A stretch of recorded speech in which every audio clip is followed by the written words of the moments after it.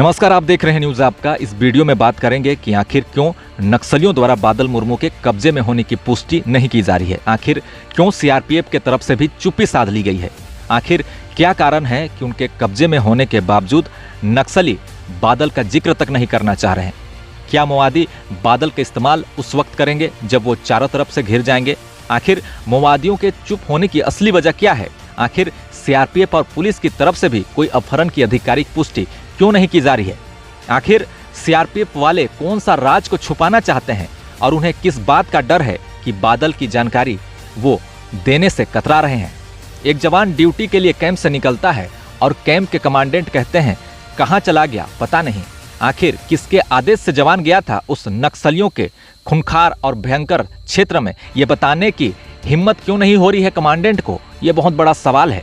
जो जवान घर जाने के लिए छुट्टी की अर्जी दी होती है और उसको अगले ही दिन कैसे खुफिया काम के लिए ऐसे डेंजरस प्लेस पर भेज दिया जाता है, ये भी बड़ा सवाल है।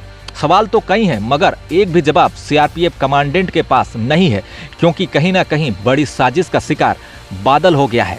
हमारे विश्वसनीय सूत्रों के हवाले से अभी भी ये जानकारी मिल रही है कि बादल मुर्मू नक्सलियों के कब्जे में है और लोहाबेड़ा के जंगलों में देखा गया है।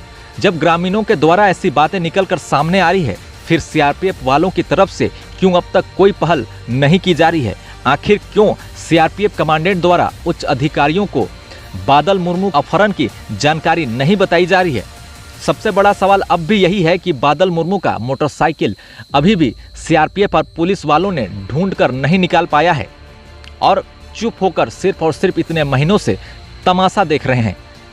क्योंकि सूत्रों की माने तो एफजेड बाइक को कुछ लड़कों द्वारा इस्तेमाल किया जाता है, मगर उस बाइक का रंग बदल दिया गया है और लाल रंग से पेंट कर इस्तेमाल भी किया जा रहा है। मगर प्रशासन आखिर अब तक बादल मुर्मू के विषय में चुप क्यों है। वहीं दूसरे राज्य छत्तीसगढ़ की बात करें तो नक्सलियों के कब्जे में जवानों को छुड़ाकर कई तरह के पहल कर उन्हें वापस लाया जा चुका है। आपने कल देखा होगा किस तरह से बीजापुर में बस्तर फाइटर के जवान को नक्सलियों के द्वारा अगवा कर रिहा भी किया जा चुका है। बाकायदा उन्होंने प्रेस नोट में अपहरण करने की जानकारी भी दी थी, साथ ही जवान की तस्वीरें भी जारी की थी। इसी तरह का एक अपहरण करने का मामला 3 अप्रैल 2021 में भी हुआ था बीजापुर के तर्रेम थाना क्षेत्र में, जहां सुरक्षा बल और नक्सलियों के बीच भीषण मुठभेड़ हुई थी। इसमें सुरक्षा बल के 22 जवान शहीद हो गए थे और 31 जवान घायल हुए थे।